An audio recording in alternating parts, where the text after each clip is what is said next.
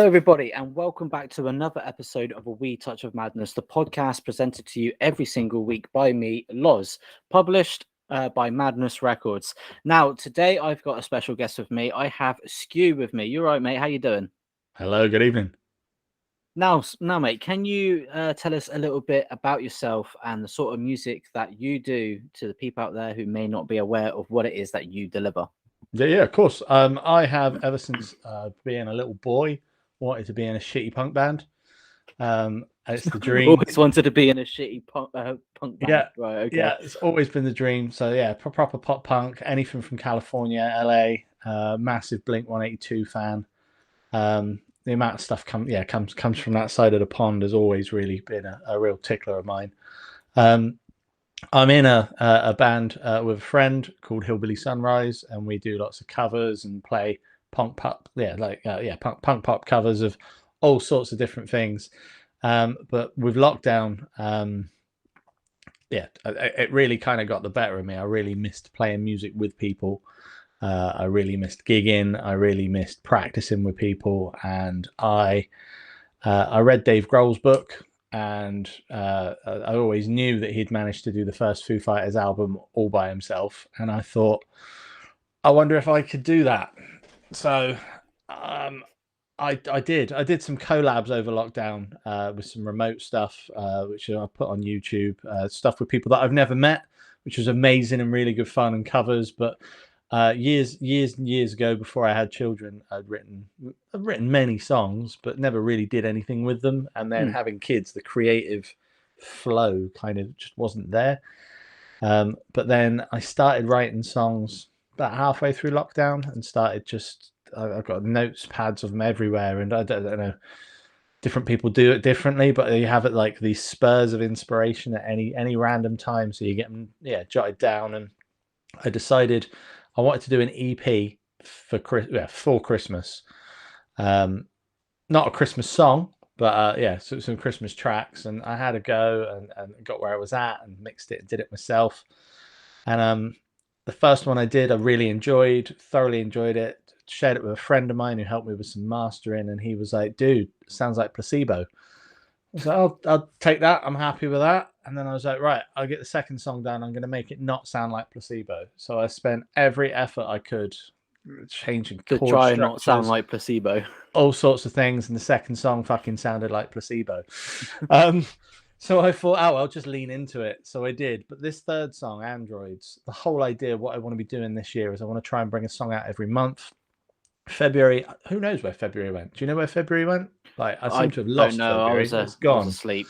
I don't know what was going on in February.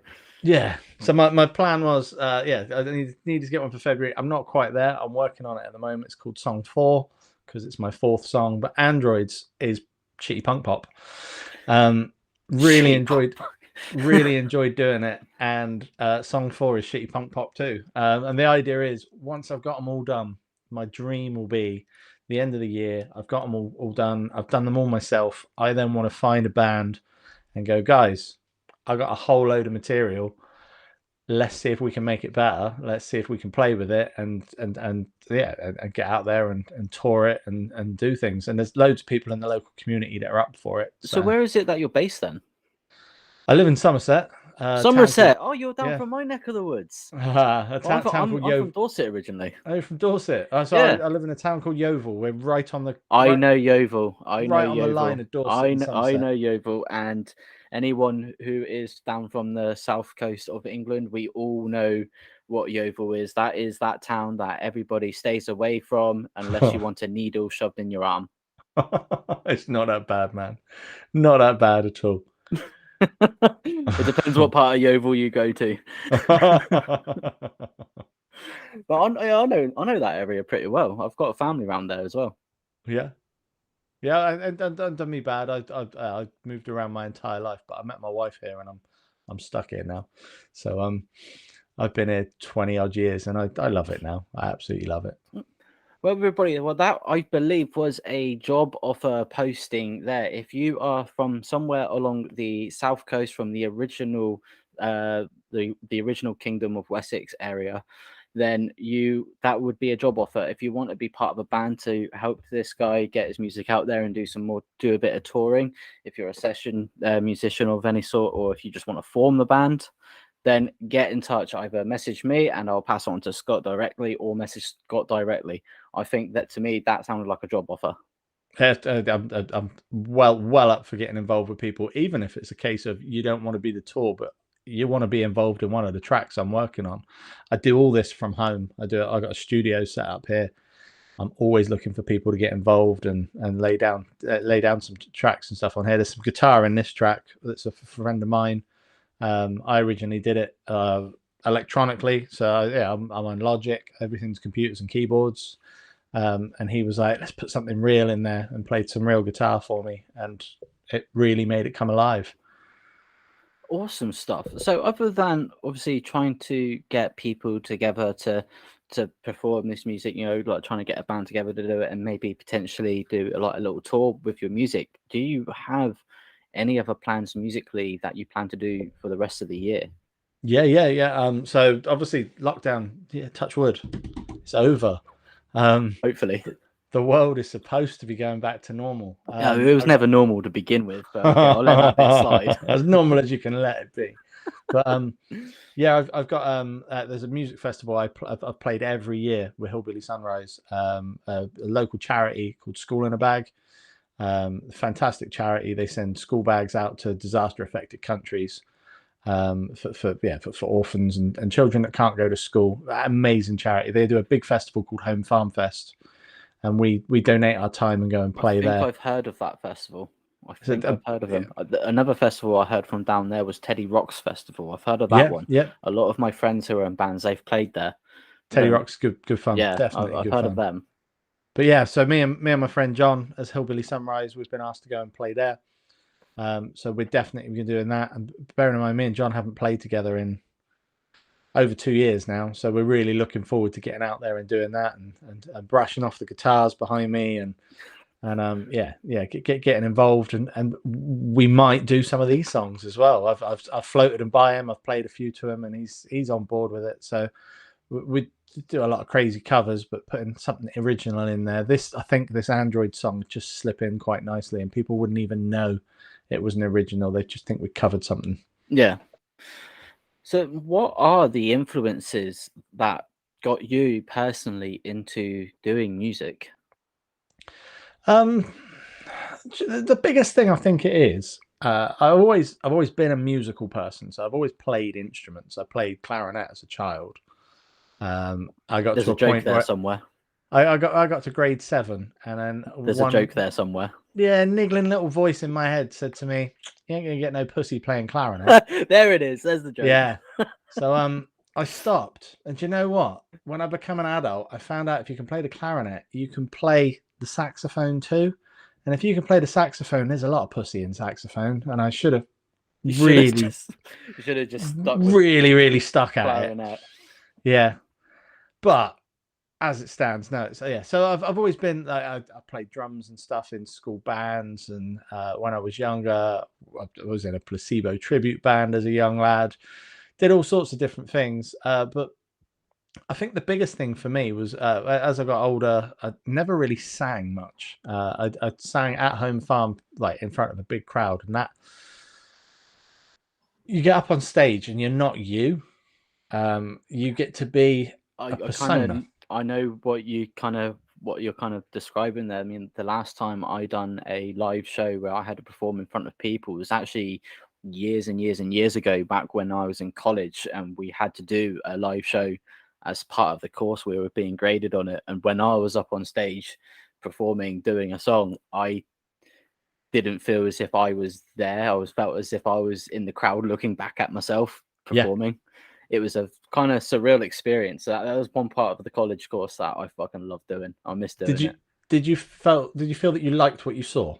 I loved it. I saw me up there, and I was just like, yes, that guy's not going to get beaten up anymore. 2 days later, I got beat up. Oh man, sorry to hear that.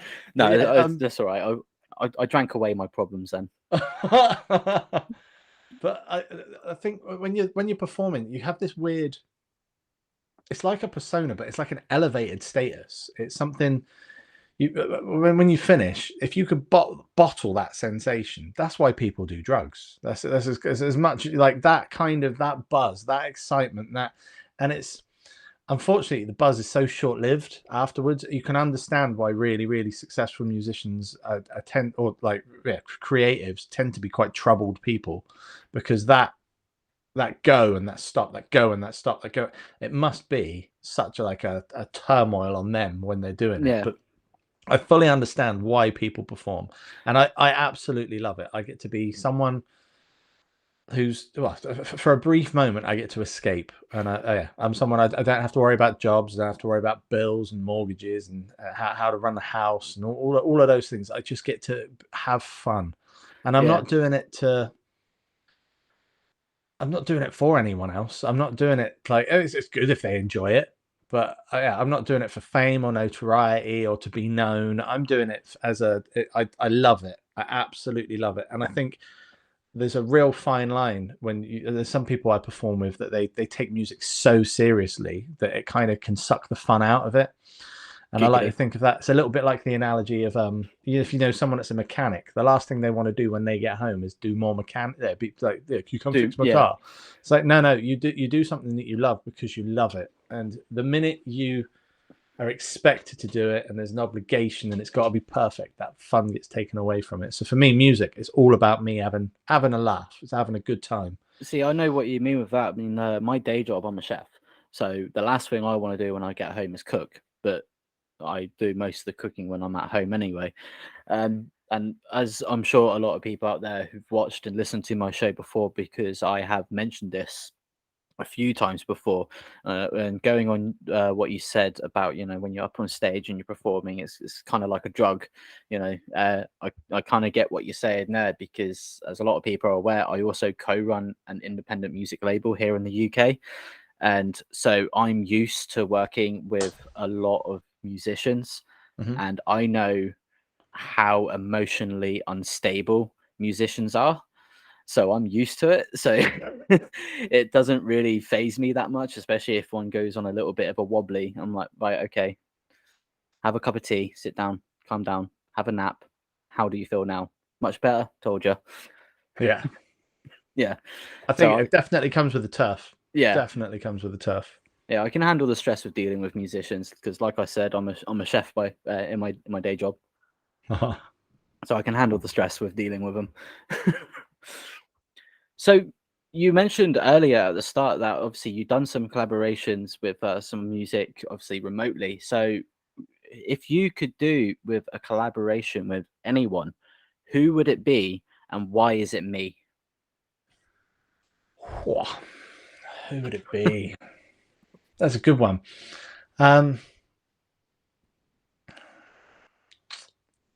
It's got to be, yeah, alive or dead. Makes no difference. So Does if it they're matter? This dead, is like just the absolute dream of whoever yeah, you want to just do it your with. absolute dream of who you want to do a collaboration with and why you want it to be me. I'd probably choose Meatloaf. Very recent one. Yeah, Yeah. that's why I said alive or dead. I mean, I think Mm. like for me, my old man got me into Meatloaf from a very young age, and I could probably bore the shit out of most people about him and Jim Steinman and all the silly facts that I know. But one of the things I always loved about his music is um, it's massive. Like every song is just an epic piece, and there's so much going on. I think there's so much to learn, or there was so much to learn from that man about how it works, how it goes to how he tells those stories that he does, and I think it would be a proper journey. Yeah. And I can't think of anything else that's much like what him and Jim Steinman were doing. It's almost theatrical instead of just music. Yeah, I know. I like that, and I like the choice of Meatloaf. I mean, the first time I actually heard of Meatloaf properly was in the Rocky Horror Picture Show. Yeah, I mean, I'm not a big fan of the Rocky Horror Picture Show, but Well, everybody's entitled to opinion. It's just a shame that yours doesn't matter. So, can you explain to me the creative process that you go through when you do your music? You know, when you get the idea to write it down, to the concept, when you finally get it out there to the people. Yeah, of course. So lyrically, I always try and start a song with lyrics. I know some people will try and there's obviously there's many different ways to get to the end result. No way is right, no way is wrong. It's fascinating. There's something that's one of the really cool things about it. But I love the English language. I love the sayings that people say and things that go on around us. A lot of the lyrics I've been writing of late are kind of not political based, but it's observationist. There's stuff going on around us and ways of trying to either better the world or things that I don't know, they might annoy me. They might be a bit different. It's a slightly different view on life. So I get those lyrics down and I write them. And what tends to happen is I might think I'm writing 6 different songs that I don't see how it's going to go together. And then when it comes to write, I need to get a song down. I'll sit down and I start with a bass line. I'm a bassist at heart. I love playing bass. And you get the bass going, you get the drums going, and you start building up your sections and your patterns, and then you see what lyrics you've got will fit with that. And sometimes those lyrics might need to be trimmed, they might need to be changed. What I'd like to do is I break them down into syllables. So like you think of the lyrics almost as a beat again. You're doing that bass line. It's that. Do I need to add an extra syllable to there? Where can I make a word a little bit longer, or where can I just shorten something down? And until you get it to a point, and then sometimes I'll dive into other couple like the different works in progress and be like, well, that I think's going to fit with this, and that's until you start getting it right. And then what I'm trying to do there is find a melody with my voice. And then it kind of just builds from there. And what I've been doing with the stuff I've been doing solo, because I'm doing it here, I'm doing it, like I say, electronically. I'm sat on keys. I started learning to play piano and keys at the beginning of lockdown as kind of a lockdown mission. There's a guy, shout out to him, Greg Agar, a fantastic musician, local guy. Look, he lives locally, but he's from Australia. Every week I meet with him online and have an hour's session with him. And we started off teaching me piano, started off from there. Then we got into music mixing and all sorts of different things. The guy, what he doesn't know about music just ain't worth knowing. He's a very top bloke. So he's been showing me some stuff. So then with that, I've been putting some synth in there and all sorts of different things just to try and build it up. But he's been fantastic. He's taught me things like when you're mixing, getting multiple versions of your voice. So you've got one in the center, one in the left, one in the right, and really growing it. So like you can build up this. And there's points where I've got I'm singing harmonies with myself, which is great fun. Like really cool. And that's the process. And it's then a bit of trial and error, a bit of tweaking. The mix, I really enjoy doing the mix. You get it to a point where you bounce it, and I play it on the studio here. I play it in the car because there's a different sound system in the car. I play it in the kitchen. I play it on my headphones, and every time I do it, I'm writing down notes. Need to change this. Need to change this. Need to change this until you get it so it sounds right everywhere. Oh, you're one of those perfectionist ones, aren't you? It's just like, just one more tweak, and I've got it. Just one more I tweak, and started it's off perfect. like that, but I've got to a point where I know some of these releases. There's a couple of not bum notes, but bum vocal and stuff in it. And I was originally I was real tight and wanted it to be perfect. And I was then told you're like, it's never gonna be. You can't your perfect is way above what other people are ever going to notice. Yeah. So sometimes you've just got to let things slide, and sometimes that little bit of scrappiness makes it real. Yeah, So I know about that, and obviously, as I said, I work with musicians as well, and even though I say to all of them, if they're gonna send me stuff for me to listen to, like at least send me the copy you've got before you do the mix and mastering version. Don't send me, oh, here's the start of the beat, here's a minute and a half of the beat, here's some rough vocals, here's actual this back. Send me the whole part that you've got before you mix and master it, and then send me the mix and master version. Then I'll listen. Don't. But that going through all that stuff, I'm like, oh, stop it! I've got too much other shit to do. Stop it. No, I know what you mean, man. But then when I'm all done and I'm wrapped and I think I've got it perfect, I send it off to my mate Rob. He is a master in wizard. I don't know how they do it. It's witchcraft. Like I want to try and understand. Like he doesn't even need the stems. You send him the bounce track, and he just That's a send. true Southern way of explaining something that we don't quite understand. Well, it's witchcraft. Oh yeah, clearly, the guy sold his soul. Like there's no way around it. But he'll tweak it. He has it for a couple of days. He sends it back to you, and it's like I don't know. It's just magical. Like you get it back, and you're just like, this is everything I want. It's fuller. It's just awesome. And then yeah, ready to go. Well, that was a very, very long and intimate quite answer there. Actually, we got into quite deep stuff there during that bit, so I quite like that actually, to learn a little bit more about you as a musician, as an artist, and how you've learned some lessons along the way. So I actually like that. So where can, like, the people either watching this on YouTube or listening to this on Spotify, where can they connect with you online if they just want to drop in and say hi or check out your music? I'm on all streaming platforms. So I published on DistroKid. So that's put it out on. It's on Spotify. It's on Apple, Amazon, all the places you look. Deezer, ones you've never heard of. They put it everywhere. Androids, I made a music video for, which was really good fun, with a little animatronic head that actually sings and got some weird shit going on in the background, and that was good fun. So there's stuff on YouTube as well. Search for Skew with the name Scott Quilter. You'll see some of the collabs and stuff I've done on there as well. But I'm on Facebook as well, so Skew Music. I'm not anywhere else. I don't have time to do things like Instagram and all the other stuff. It's just like it's just a full-time job. So What about Twitter? I'm on Twitter as myself, but I just use it for consumption. I very rarely ever touch it. Right. Okay. So everybody, if you missed, we'll have the tags floating on the screen for YouTube, and they'll also be down in the description for YouTube and Spotify in case you missed that. In case you got thrown off by the two smooth Southern draws that you're hearing through this podcast today. Yeah, I'll give you my Facebook tag as well, because I do all my promo and stuff on Facebook. I've got other bands. Send me that in post production. That's fine. I will do, man. I will have it dangling on the screen and down in the description, so you can send me that in post production. Cool.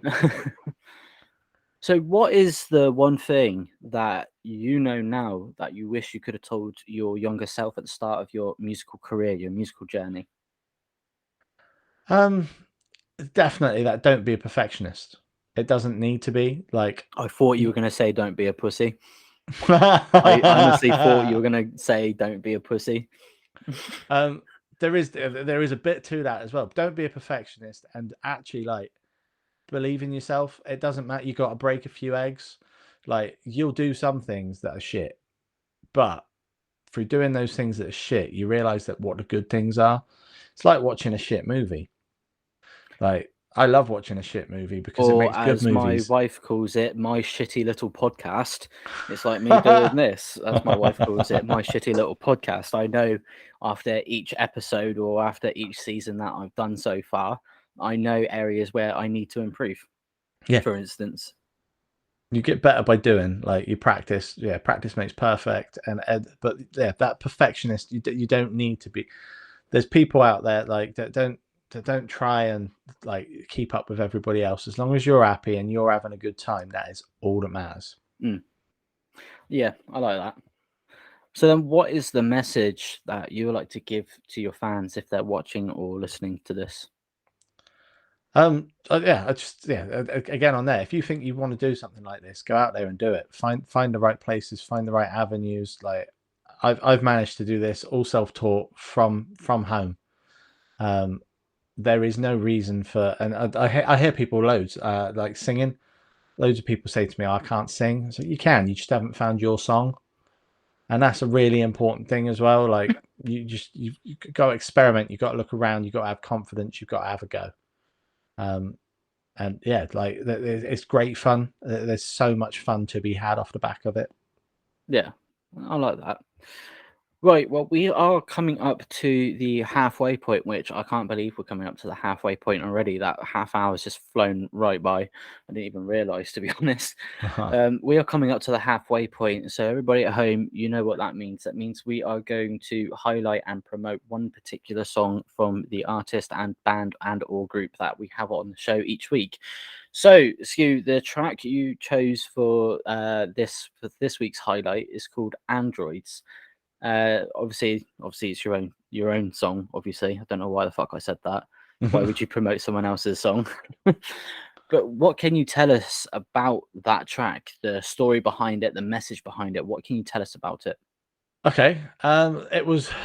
So I've been trying to find my voice. The whole idea of what I want to do when my album comes out at the end of the year is I want to call it Finding My Voice, and it's me experimenting, going through different kinds of genres and different feels, and again trying to find where I fit. Androids, I'd done my first EP over Christmas months, and my friend Rob had messaged me and was like, "You should do a song about robots." I was drunk, and I was like, You "Okay, should do a song about robots. So I yeah." did. So I was drunk. The telly was on. My missus said to me, "What are you doing?" Because I'm like feverishly tapping away on my phone, right? And I was writing a song. I was looking on like sites for like certain words that rhyme and all sorts of things. I woke up sober the next day, and I was like, "Did I do that?" And I looked, and I was like, "Oh, I did. I've written an entire song." I'd sent it to Rob, and he was like, "Mate, this is really cool." Like, and it was just off the cuff. So I was mucking around with it, and I was trying to see what sort of music I could fit it to, and I went back to shitty punk rock, and it just worked. It's shorter than I wanted it to be, but I think that again works well. That's what you need. And it's a song about robots taking over the world. That was a very, very interesting story there. You got drunk and decided to make a song about robots. Yeah, that not the kind of heartwarming kind of message and story I was expecting. That really caught me off guard. Oh, I done a song about robots because I wanted to. Everybody writes songs about their lives, and they're all a bit me. And I thought, well, that's there. I want to do stuff that's fun. I want to do stuff that's a bit different. And I love a song that's just it's out there. It's just out there. Oh, Jesus. Right. Okay. Well, everybody, I am going to play Androids by Skew. So make sure you check out and let us know what you think.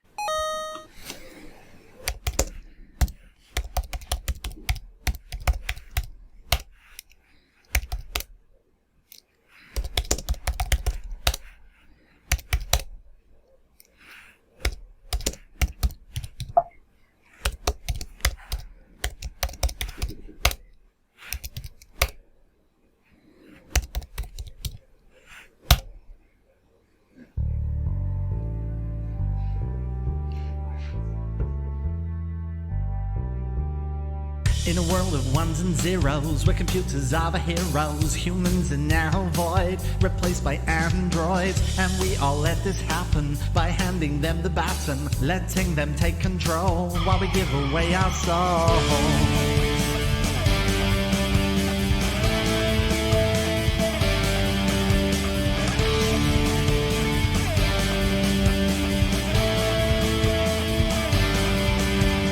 Cybertronic, subatomic, really should have been iconic, but instead it's now ironic, just how very wrong we got it. Automation, generation, should have been a huge sensation, now it's causing irritation, spreading mass disinformation. Technology is possibly becoming a monstrosity, growing uncontrollably, doing things it shouldn't be, synthetic and magnetic, not a trace of empathetic, it's becoming quite pathetic, but people still don't get it.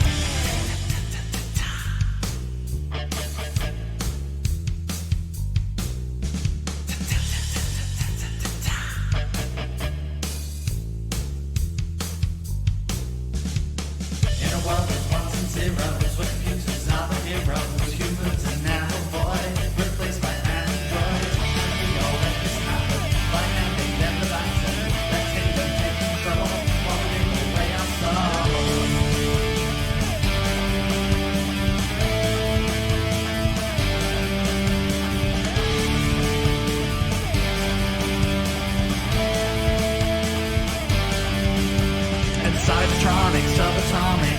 should have been iconic, but instead it's now ironic. Just how very wrong we got it. Automation, generation, should have been a huge sensation. Now it's causing irritation, spreading mass disinformation. Technology is possibly becoming a monstrosity, growing uncontrollably, doing things it shouldn't be. Synthetic and magnetic, not a trace of empathetic. It's becoming quite pathetic, but people still don't get it.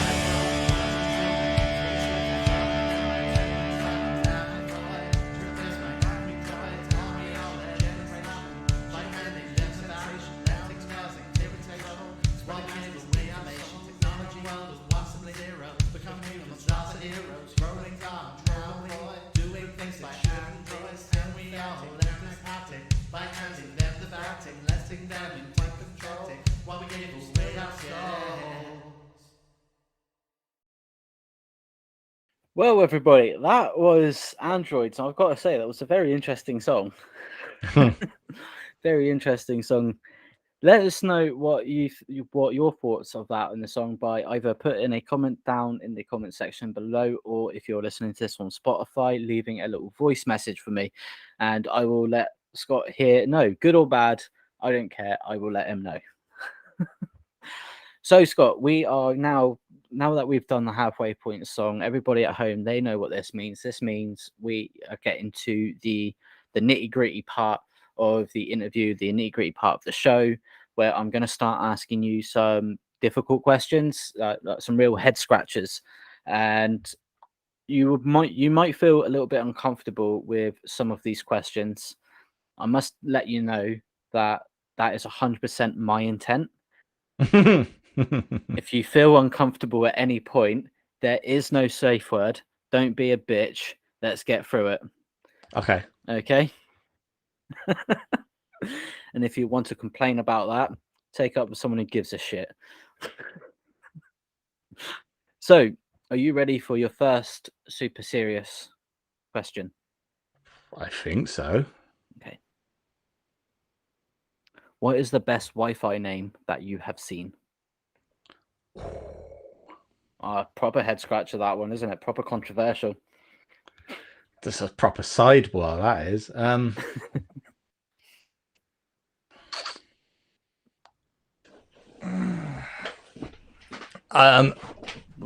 I like passive-aggressive Wi-Fi names. Sorry? Like passive-aggressive ones. Yeah. Like, I've seen weird stuff like empty your fucking bin. Do your homework. Stuff like that. Like with neighbors, you see do it as well. They're like, your music is too loud. That's quite a good one. Yeah, we can hear you shagging. Like there's like it's just a way of broadcasting a message, isn't it? I think the best one I've seen was Police Drug Unit. Oh, yeah. I think that was the best one I've seen.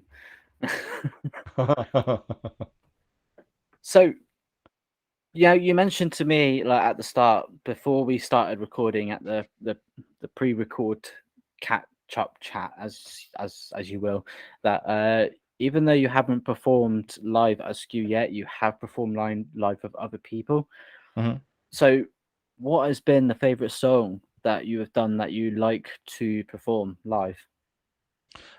We did a few years ago at a festival. We were in a quite small tent, but it was pissing it down with rain. So the tent was packed because everyone just wanted to be dry. And we were playing Human by Rag and Bone Man. And our drummer suddenly broke into the drum and bass version of Rag and Bone Man. And we just went for it. And it was so much fun. But that same gig, we also had a power cut at one point, and one of the guitar amps had a battery pack built in. Right. So the guitar kept going. So plunged into darkness, the guitar kept going. We were just shouting as loud as we could, but everyone's singing along as loud as they could as well. To the point the drums don't need it because we're in a small tent anyway. So we're shouting, the guitar's going, drums are loud. No one gave a shit. It was just so much fun. It was just this euphoric, like united as one. Everyone was just there having a good time. I like that. So, what are your thoughts on the music industry then, as it stands today? Confuses me. I feel I'm 37 at the moment, and I feel old. Like when I look at modern music, I don't get modern music at all. I'm very like I love what I love, and stuff that comes back round I love as well. So I'm quite infused by Limp Bizkit's latest album. That was like a real nostalgia for me. Yeah, so like in the modern world, I still love the fact people are on tour. I'm going to see Red Hot Chili Peppers this year. I'm going to see Coldplay this year. Wait, Chili Peppers are touring? Yeah, Really? yeah. How did I not know about that? I have no idea, man. Like everything's sold out. I doubt. Yeah, I doubt you're ready to get a ticket now. But like, it's big. That was big business for them. Well excited. They got a new album coming out as well. I'm definitely gonna have to check that out. I grew up listening to Chili Peppers. I'm definitely gonna have to Awesome. check that out. Awesome. And yeah, like just the idea of going to see Chili's is like for me, it's like high five 15-year-old self. Like I'm well looking forward to like it's all the stuff I grew up on. I like the nostalgia of music at the moment, but like in the modern world, like people, I'm looking forward to like Muse bringing out their new album and stuff. But you do get these breakthrough. There is stuff that appears that I really enjoy. There's a band in America at the moment. They're not big over here at all, called Sub Radio. I discovered them on Reddit. I was doom scrolling through Reddit, and I follow music. Every now and then the bands go on there, they're live, and there's a group of young lads having an absolute whale of a time. And they were, I don't know, one of these big American houses where they've got out there, and I think there's about 9 of them. There's a song they do where they do this weird kind of clap and chant in the middle, and it's just fascinating to watch. So yeah, there's stuff out there that does come through, and I get it. But like normal modern music is just, I don't know, it's just lost. I'll tell you where is a good place to check out new music and like for like undiscovered artists, bands, groups, and all that, like unsigned ones, DIY acts, and all that. I'll tell you where is a good place to check out stuff like that. It's called A Wee Touch of Madness, the podcast. I'm not sure if you've heard of it, but it's a very good place to check stuff out like that. Every single week, the guy, very funny guy, he goes on and he interviews a different musical talent every single week, and the acts he gets on there, brilliant stuff. And I heard a rumor that every week the top songs that he likes, he adds it to his official We Touch of Madness Spotify playlist. So yeah, maybe check out that show. It's a good playlist. Yeah, it is a good playlist. It's been split into 2, seasons 1 to 3, and then a new playlist, seasons 4 to 6. Yeah. So cool. Yeah, but yeah, apparently that show's pretty good. I've heard a rumor. Just saying.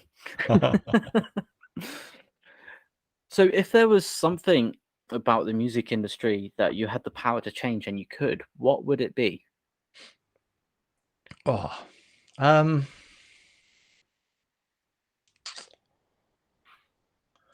a tough question, that is. Yeah, proper head scratcher, that one, isn't it? I'd love the music industry to be a bit more open, a little bit like a bit more inclusive, and I'd love to see some of the scrappier, less polished acts get their chance in the light. Nowadays, it's like to make it big in music. I got people. I know people that I work with that they work in the music industry. They do stuff with Sony. They're involved in a lot of new talent acquisitions and stuff. Everything nowadays is all about social media and presence and who this person can be, and it's much less about the music. And I would love it to be about the music again. Yeah, I want to see talent. I don't want to see they've got a good social following. I think that's kind of being lost these days. Yeah, I know. I like that. I like that answer. That one, a logical answer, but also like spot on. And I tell you where is a good place to find like raw talent. It's a We Touch of Madness, the podcast. The guests that he gets on there every week. That's a good place to find like raw talent, like actual genuine music.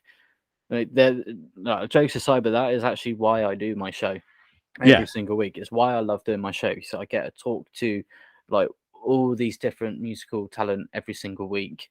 I get to hear the passion in their voice, see the passion on their faces when they're talking about their music, and that makes me excited. And when I hear their music, either if they send it to me in a submission for me to listen to, or if I'm listening to the WAV files that they send me for when I do my editing, I'm listening to it when I'm doing that. And I really enjoy it because I know the hard work that all of my guests they put into their music, like on a day in day out basis. And I think people like that they deserve, should I say, they deserve the recognition for the hard work that they put into it. So Awesome, man. that's why I Like, like doing this. I bet it's great fun. Oh, I love it. I've had some Yeah. proper banter with a lot of guests, with near enough every single one of my guests I've had every single week. I've had a lot of banter and I fucking love it. I've insulted a few of my guests, but they hit me back with better banter. So I can't ask for anything more. And Bethany from Bitchin' Hour, I don't know how many times I have to say this, but I apologize for calling you a simple-minded drummer. You bastard. Even though you're a drummer, you are simple-minded, and you're going to make me pay for that. But yeah, I don't know. I love doing this. So yeah. And Sam from Waverwire, I apologize for calling you a wimp because you didn't have a beard and it turned out you're a firefighter.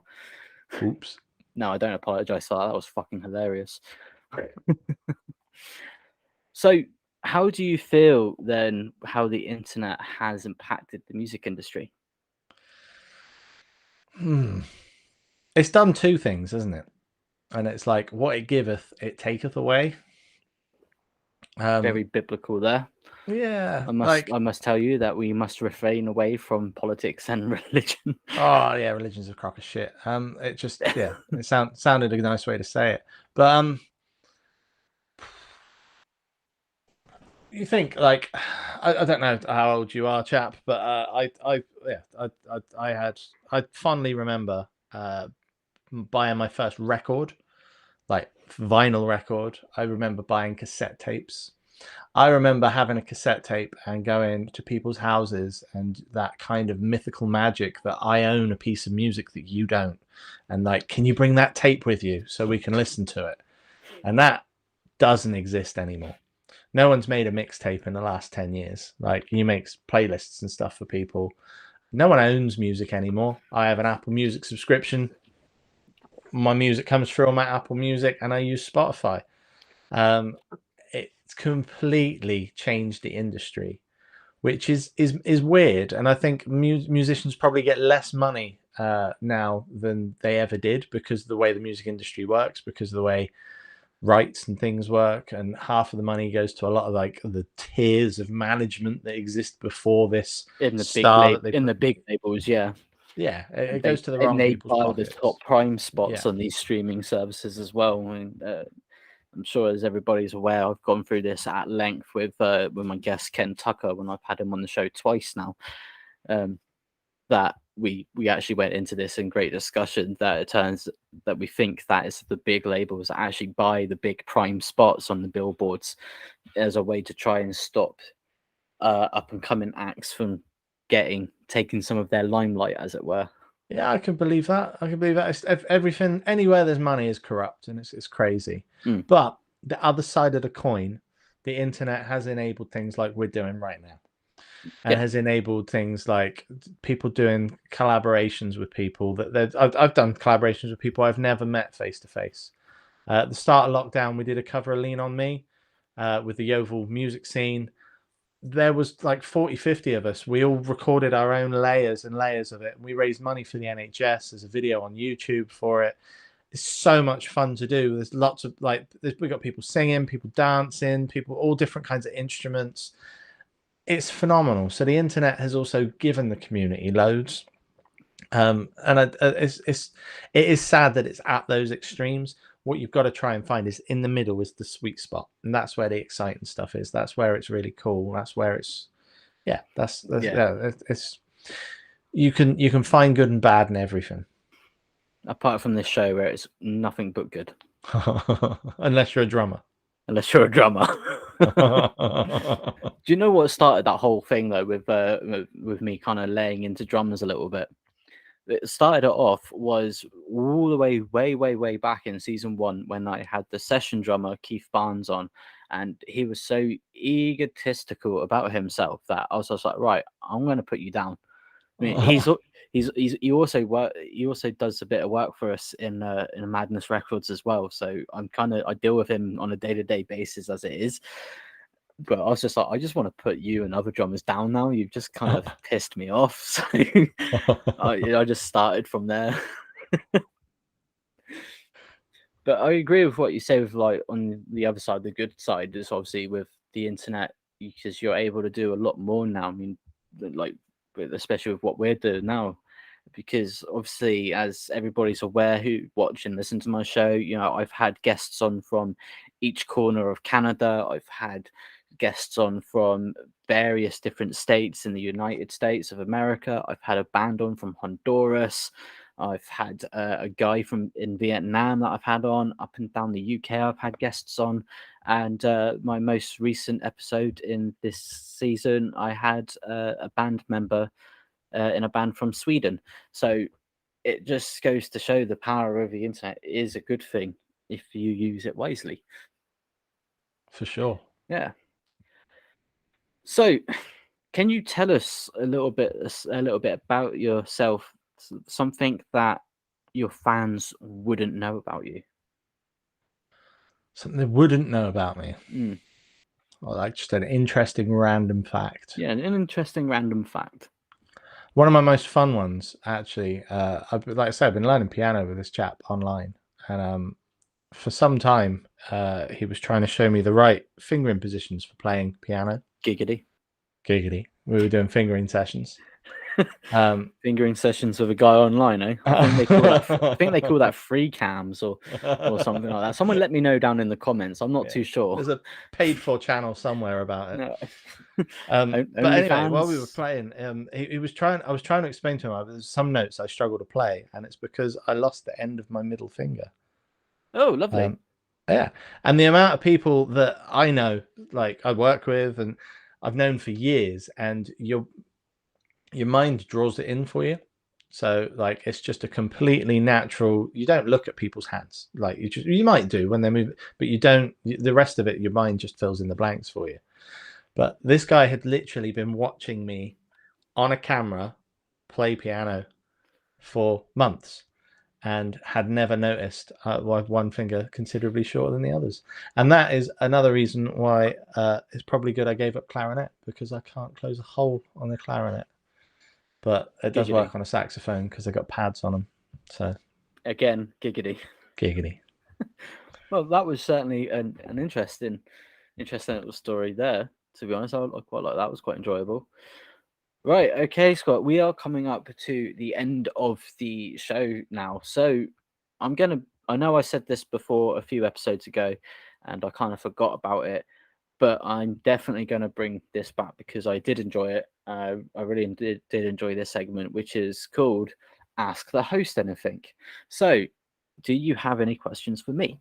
You can have, you know what, because I like you and you're a fellow Southerner like me, I'll let you have 3 questions.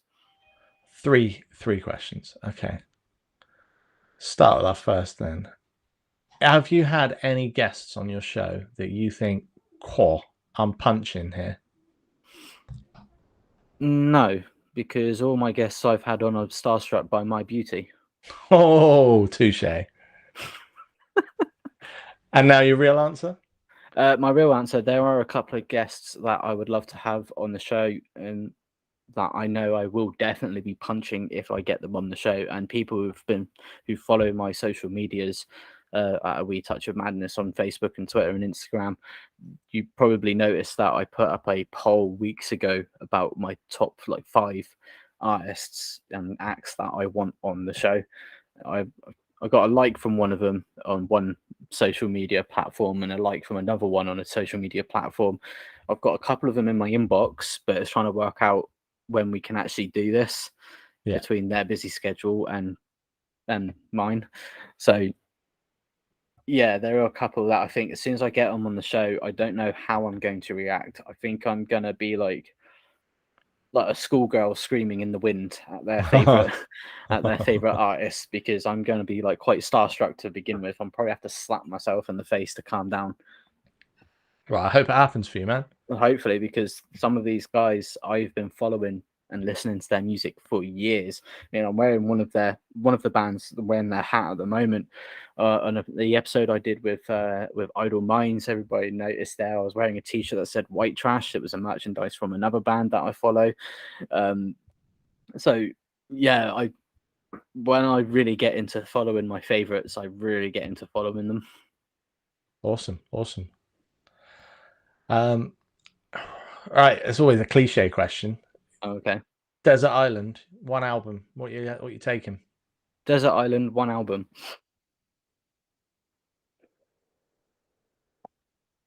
It's hardly a cliche question because I've never heard that one before. Have you And not? if I go to a desert island and I take one album, how the fuck am I going to listen to that album? Oh, there's a CD player on the island. Oh right, there's conveniently a CD player on the desert island, but there's You've no seen food or Lost, right?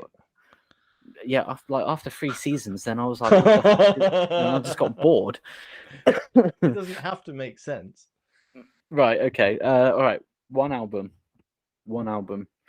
Oh, that's a tough one. I've got a few ones that I like. Let's have a little look.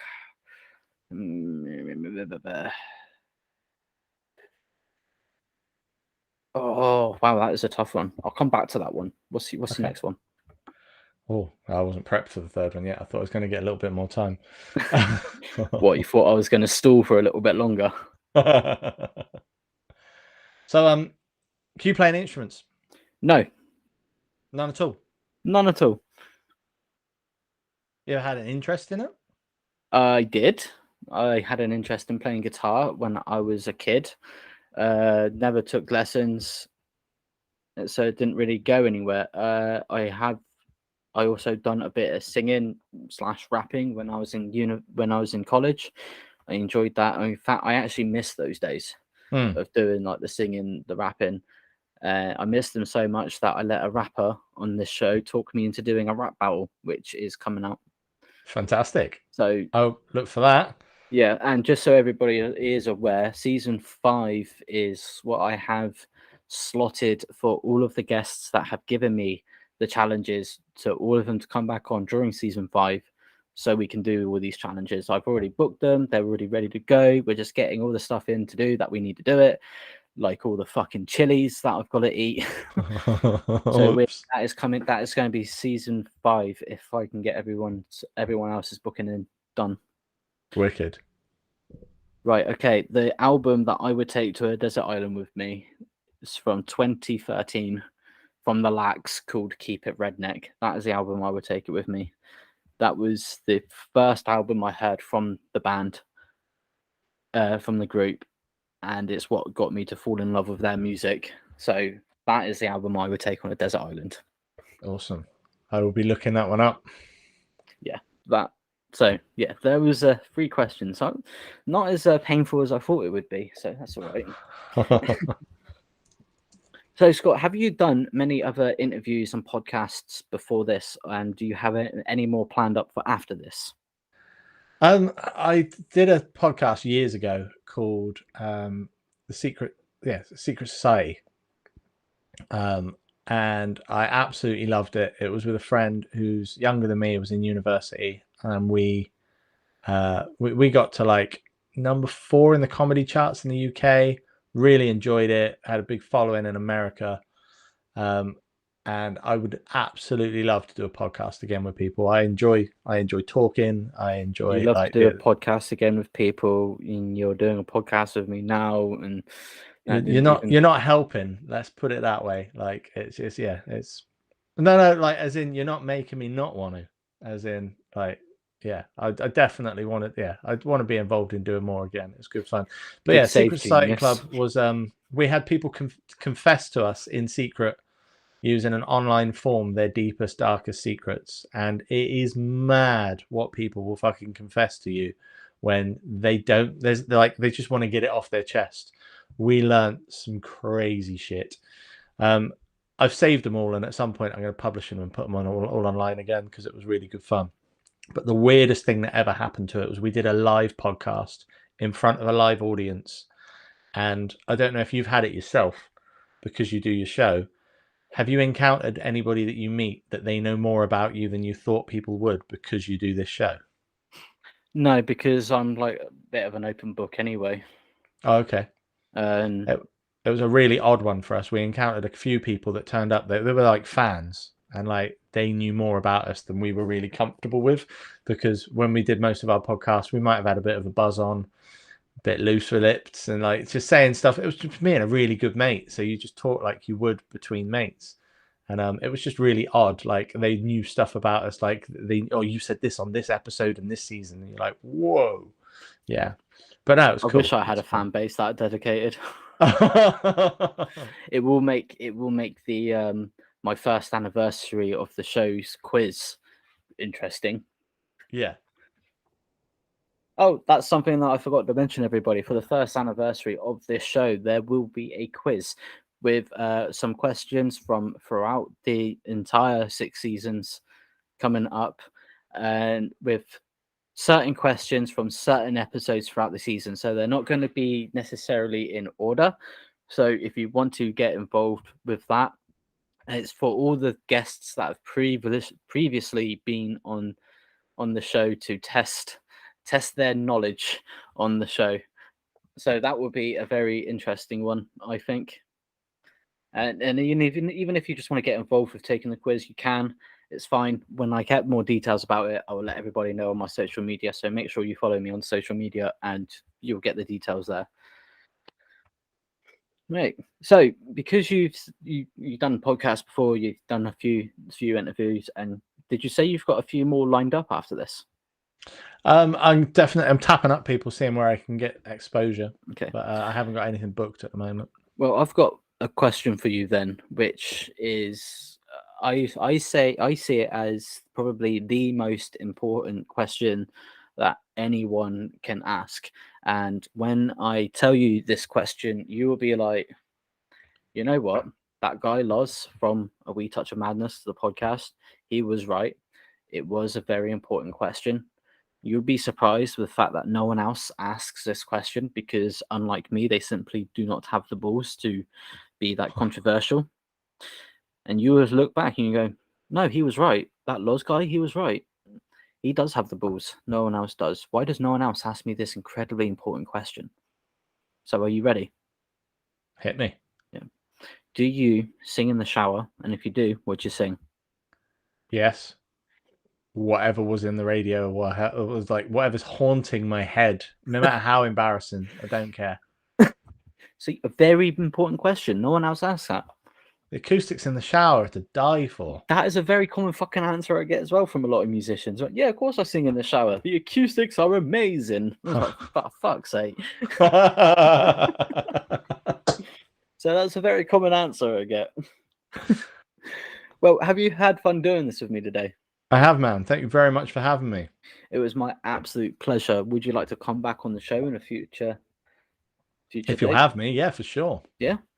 Awesome. Well, everybody, you heard it here first. Scott wants to come back onto the show. So you at home, you know what that means. The most ridiculous, the most messed up, the most fucked up question you can think of. I want to know. Either put it down in the comments on YouTube or send me a voice message on Spotify. And next time we get Scott on the show, we will ask those questions. I want to make this guy feel a little bit uncomfortable, because that is the aim. That is the aim for the part twos. That is the aim, to make them feel uncomfortable.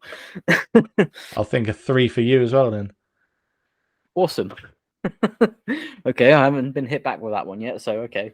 That one caught me off guard a little bit. In the meantime, I hope everybody has enjoyed this episode with me this evening. And if you want to check out more of Skew stuff, I will have it down in the description. I'll have a Spotify page link down there so you can check them out. And if you want to just drop in and say hi, I will also have the links to my social media and Skew's social media down in the description as well. If you want to come onto the show, if you're a band, an artist, a group, if you want to come on the show, hit me up. Get you booked in. You don't even have to send me a submission. I will listen to your music the moment you're booking goes into my calendar, then I'll listen to your music. That way I don't get confused because the amount of people that message me. In the meantime, and I know I've definitely said this one before, but to quote Beth from Bitchin' Hour, stay sexy and don't get murdered. And I will see everybody next week.